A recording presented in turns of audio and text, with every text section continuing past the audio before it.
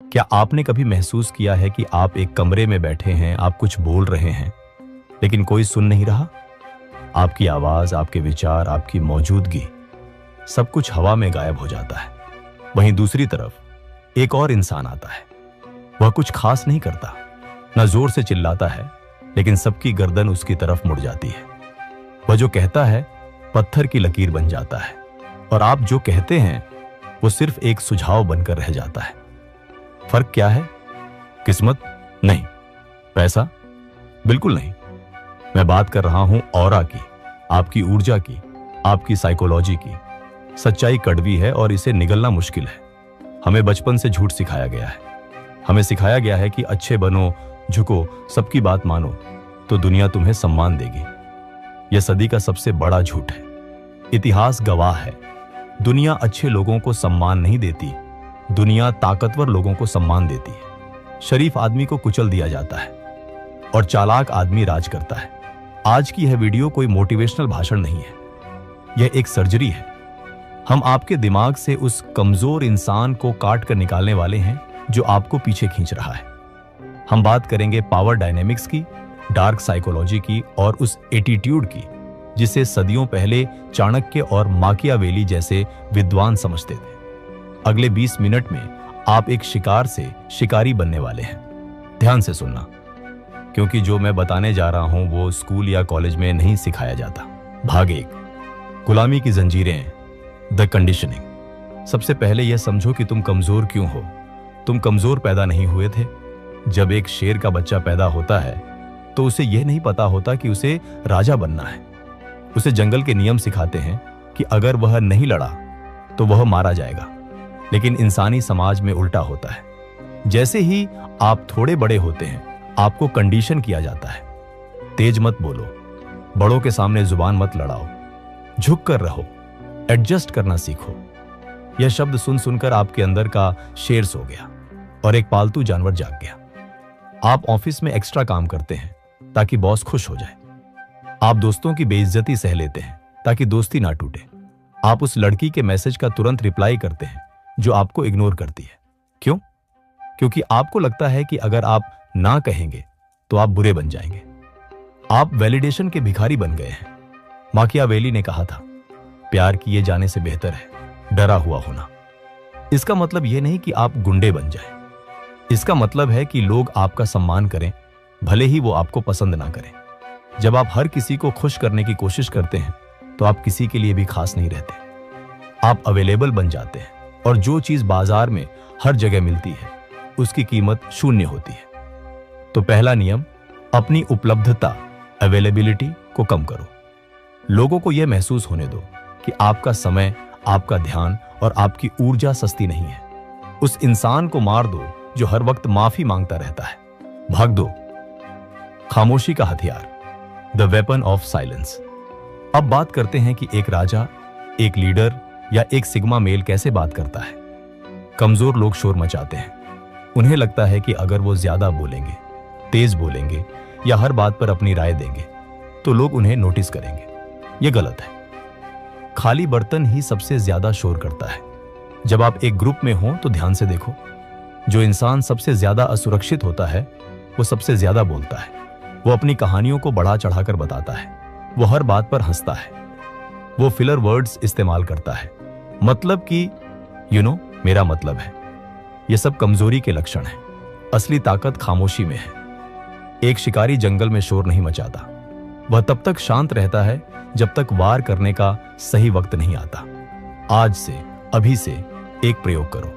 जब कोई आपसे कुछ पूछे तो तुरंत जवाब मत दो। 1 सेकंड रुको, उनकी आंखों में देखो और फिर बोलो। और जब बोलो तो अपनी आवाज की पिच को थोड़ा नीचे करो। जल्दी जल्दी मत बोलो जैसे कि ट्रेन छूट रही हो। ऐसे बोलो जैसे तुम्हारे हर शब्द की कीमत 1 करोड़ रुपए है। कम बोलो। माकियावेली और Robert Greene, 48 Laws of Power के लेखक, दोनों इस बात पर सहमत हैं। Always say less than necessary. जरूरत से कम बोलो। जब आप कम बोलते हैं तो 2 चीजें होती हैं। पहली, आप कोई बेवकूफी भरी बात बोलने से बच जाते हैं, और दूसरी, सामने वाला इंसान अनकंफर्टेबल हो जाता है। इंसान खामोशी बर्दाश्त नहीं कर सकता। वह उस खामोशी को भरने के लिए और ज्यादा बोलेगा, और जब वह ज्यादा बोलेगा तो वह अपने राज, अपनी कमजोरियां और अपने असली इरादे आपके सामने खोल देगा। आप सिर्फ सुन रहे हैं, आप डाटा इकट्ठा कर रहे हैं। इस खेल में जिसके पास ज्यादा जानकारी है वही जीतता है। भाग 3, भावनात्मक किला, द इमोशनल फोर्ट्रेस। दुनिया में सबसे आसान काम क्या है पता है? आपको कंट्रोल करना। अगर मुझे आपको गुस्सा दिलाना है तो मुझे बस आपकी एक बेइज्जती करनी है। अगर मुझे आपको खुश करना है तो मुझे बस आपकी थोड़ी सी तारीफ करनी है। अगर मैं आपके इमोशंस को एक रिमोट कंट्रोल की तरह दबा सकता हूं तो आप मेरे गुलाम हैं। अधिकतर भारतीय मर्द इमोशनल होते हैं। कोई रोड पर कट मार दे तो लड़ने उतर जाते हैं। कोई दोस्त मजाक उड़ा दे तो मुंह फुला लेते हैं। कोई लड़की रिजेक्ट कर दे तो देवदास बन जाते हैं। यह मर्दानगी नहीं है, यह बचपन है। एक डार्क साइकोलॉजी मास्टर, एक असली अल्फा रिएक्ट नहीं करता, वह रिस्पॉन्ड करता है। कल्पना करो कि आप एक पहाड़ हैं। क्या पहाड़ आंधी आने पर हिलता है? क्या बारिश होने पर पहाड़ रोता है? नहीं। लोग आपके बारे में क्या सोचते हैं यह आपकी वास्तविकता नहीं बदलता। जब कोई आपकी बेइज्जती करे तो डिफेंड मत करो, सफाई मत दो। नहीं यार, मैं ऐसा नहीं हूं, यह सब मत बोलो। इसके बजाय उनकी आंखों में देखो, हल्का सा मुस्कुराओ और कुछ मत कहो, या फिर सिर्फ इतना कहो, क्या तुम्हारा हो गया। यह नॉन रिएक्टिविटी सामने वाले के दिमाग को खराब कर देती है। वो उम्मीद कर रहे थे कि आप गुस्सा होंगे, आप अपना आपा खो देंगे, लेकिन आपकी शांति उन्हें डरा देती है। उन्हें लगता है कि आपके पास कोई ऐसी ताकत है जिसके बारे में उन्हें नहीं पता। तारीफों से भी सावधान रहो। चालाक लोग तारीफ का इस्तेमाल हथियार की तरह करते हैं। वो आपको चने के झाड़ पर चढ़ाते हैं ताकि बाद में अपना काम निकलवा सकें। जब कोई आपकी बहुत ज्यादा तारीफ करे तो पिघलो मत। सोचो, इसे मुझसे क्या चाहिए। अपने चेहरे को एक मास्क बना लो, पोकर फेस। किसी को पता नहीं चलना चाहिए कि आपके अंदर तूफान चल रहा है या आप शांत हैं। जब आप अनप्रिडिक्टेबल, जिसका अनुमान ना लगाया जा सके, बन जाते हैं तो लोग आपसे डरना शुरू कर देते हैं। और जैसा मैंने कहा, सम्मान डर का ही दूसरा रूप है। भाग 4, ना कहने की कला, the art of saying no. भारतीय संस्कृति में हमें ना कहना नहीं सिखाया जाता। हमें लगता है ना कहना बदतमीजी है, लेकिन सफलता की चाबी ना में छिपी है। हर बार जब आप किसी फालतू काम के लिए हां कहते हैं तो आप अपने सपनों के लिए ना कह रहे होते हैं। दोस्त ने कहा, चल मूवी देखने चलते हैं। आपने कहा हां, जबकि आपको अपना प्रोजेक्ट पूरा करना था। रिश्तेदार ने कहा, बाजार से सामान ला दो। आपने कहा हां, जबकि आप थक चुके थे। आप क्यों डरते हैं ना कहने से? क्योंकि आपको लगता है कि वो आपको छोड़ देंगे, और यही आपकी कमजोरी है। आप अकेले रहने से डरते हैं। एक बात याद रखना, जिस इंसान को अपनी कंपनी पसंद है उसे दुनिया की कोई ताकत नहीं हरा सकती। जिस दिन आप अकेले बैठकर खुश रहना सीख गए, उस दिन आप खतरनाक बन जाएंगे। जब आप किसी को ना कहते हैं तो शुरुआत में उन्हें बुरा लग सकता है, लेकिन गहराई में वे आपका सम्मान करना शुरू कर देंगे। वे समझेंगे कि इस इंसान के अपने सिद्धांत हैं, अपनी बाउंड्रीज हैं। यह कोई टिश्यू पेपर नहीं है जिसे इस्तेमाल करके फेंक दिया जाए। ना एक पूरा वाक्य है, इसके आगे सफाई देने की जरूरत नहीं है। मैं नहीं आ सकता क्योंकि मेरी बिल्ली बीमार है। नहीं, बस इतना काफी है। मैं नहीं आ सकता, या यह मेरे लिए संभव नहीं होगा। सीधा, सपाट, बिना किसी अपराध बोध के। भाग 5, अस्वीकृति का खेल, द गेम ऑफ रिजेक्शन। अब आते हैं उस डर पर जो 99% लोगों को रोक कर रखता है। रिजेक्शन का डर, बेइज्जती का डर, फेल होने का डर। आपने उस लड़की से बात नहीं की क्योंकि डर था कि वो मना कर देगी। आपने वो बिजनेस शुरू नहीं किया क्योंकि डर था कि लोग क्या कहेंगे अगर नहीं चला। डार्क साइकोलॉजी का एक नियम है, आउटकम इंडिपेंडेंस, नतीजे से आजादी। इसका मतलब है कि आप कर्म करते हैं लेकिन रिजल्ट से चिपके नहीं होते। सोचो कि आप एक कैसीनो में हैं और आपके पास अरबों रुपए हैं। आप एक गेम हार भी गए तो क्या फर्क पड़ेगा, आप हंसकर आगे बढ़ जाएंगे। यही एटीट्यूड आपको जिंदगी में चाहिए।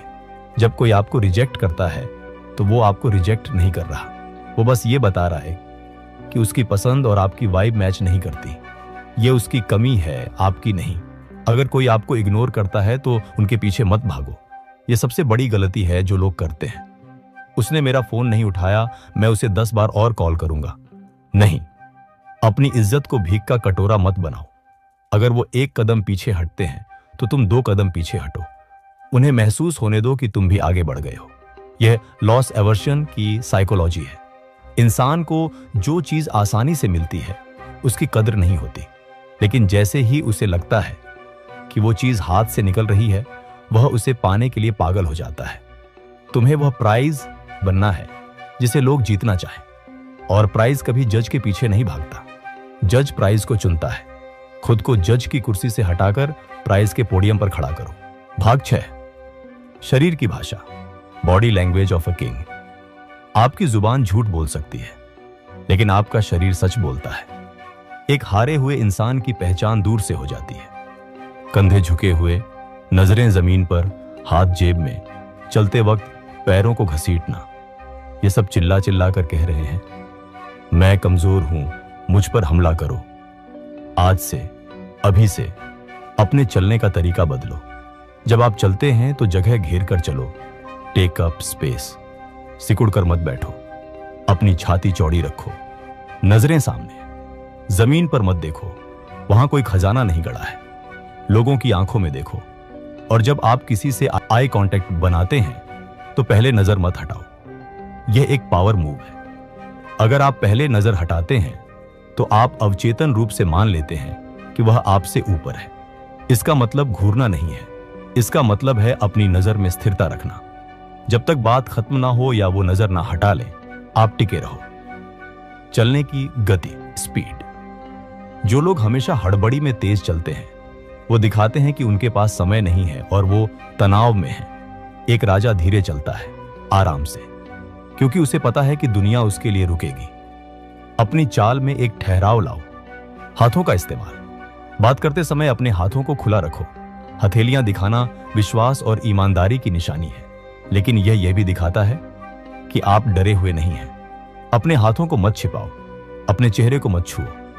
यह नर्वसनेस की निशानी है। भाग 7, अपनी नई पहचान, रीइन्वेंटिंग योर आइडेंटिटी। अब हम वीडियो के उस हिस्से में हैं जहां हम इन सब टुकड़ों को जोड़ते हैं। आप सोच रहे होंगे, लेकिन मनीष, यह तो मैं नहीं हूं। मैं तो शांत और सीधा लड़का हूं। यह सब नाटक लगेगा। शुरुआत में हां, हर बदलाव बनावटी लगता है। जब आप जिम जाना शुरू करते हैं तो डंबल उठाना अजीब लगता है, दर्द होता है, लेकिन कुछ महीनों बाद वही शरीर ताकतवर बन जाता है। दिमाग का भी यही खेल है, fake it till you make it. तब तक नाटक करो जब तक यह सच ना हो जाए। आपको अपनी पुरानी पहचान को मारना पड़ेगा। वो लड़का जो स्कूल में डरता था, वो लड़का जो रिजेक्शन से रोता था, उसका अंतिम संस्कार कर दो। एक नया अवतार बनाओ। एक ऐसा वर्जन जो निडर है, जो कैलकुलेटेड है, जो भावनाओं में नहीं बहता। इसे एक गेम की तरह देखो। आज से आप अपनी जिंदगी के मुख्य किरदार, मेन कैरेक्टर हैं। बाकी सब साइड कैरेक्टर हैं। क्या मुख्य किरदार छोटी मोटी परेशानियों से टूट जाता है? नहीं, वो रास्ता निकालता है। अपने लिए नियम बनाओ। नियम 1, मैं किसी की वैलिडेशन नहीं मांगूंगा। नियम 2, मैं सफाई नहीं दूंगा। नियम 3, मैं अपनी शर्तों पर जीऊंगा। लोग कहेंगे, तुम बदल गए हो, तुम में अब वो बात नहीं रही, तुम घमंडी हो गए हो। जब आप यह सुने तो मुस्कुराना, क्योंकि इसका मतलब है कि यह काम कर रहा है। जब लोग आपको कंट्रोल नहीं कर पाते तो वो आपको घमंडी कहते हैं। यह उनका डर बोल रहा है, आपकी जीत नहीं। माकियावेली ने कहा था कि एक शासक को अपने इरादे कभी पूरी तरह जाहिर नहीं करने चाहिए। रहस्यमयी बनो। अपने अगले कदम के बारे में ढिंढोरा मत पीटो।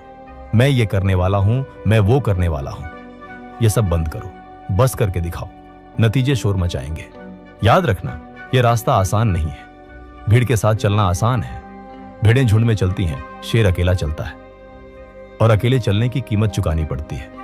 लोग आपको गलत समझेंगे, लोग आपसे जलेंगे, लेकिन पूछो अपने आप से, क्या तुम वो इंसान बनकर खुश हो जो तुम अभी हो? क्या तुम उस इज्जत के, उस पैसे के, उस ताकत के हकदार नहीं हो जो दुनिया के टॉप 1% लोगों के पास है? अगर जवाब हां है तो अपनी कमजोरी को जला डालो। आज से तुम वह नहीं हो जो दुनिया ने तुम्हें बताया था। तुम वह हो जो तुम खुद को बनाते हो। शरीफ बनना बंद करो, समझदार बनो, ताकतवर बनो, क्योंकि इस दुनिया में जो सीधा पेड़ होता है उसे ही सबसे पहले काटा जाता है। टेढ़े मेढ़े पेड़ आंधी में भी टिके रहते हैं। अपनी जड़ों को गहरा करो, अपने तने को मजबूत करो और अपनी शाखाओं को इतना फैलाओ कि कोई तुम्हें नजरअंदाज ना कर सके। अब उठो, शीशे में देखो और उस इंसान को देखो जो तुम्हें घूर रहा है। वही तुम्हारा सबसे बड़ा दुश्मन था और वही तुम्हारा सबसे बड़ा हथियार भी बन सकता है। चुनाव तुम्हारा है, गुलामी या बादशाहत। अगर इस वीडियो ने तुम्हारे अंदर की आग को जरा भी सुलगाया है तो सब्सक्राइब बटन को ऐसे दबाना जैसे तुम अपनी किस्मत पर मुहर लगा रहे हो, और कमेंट में लिखना आई एम द किंग, ताकि मुझे पता चले कि कौन कौन अपनी जिंदगी बदलने के लिए तैयार है। अगली वीडियो में मिलते हैं, तब तक खामोश रहो और जीतते रहो।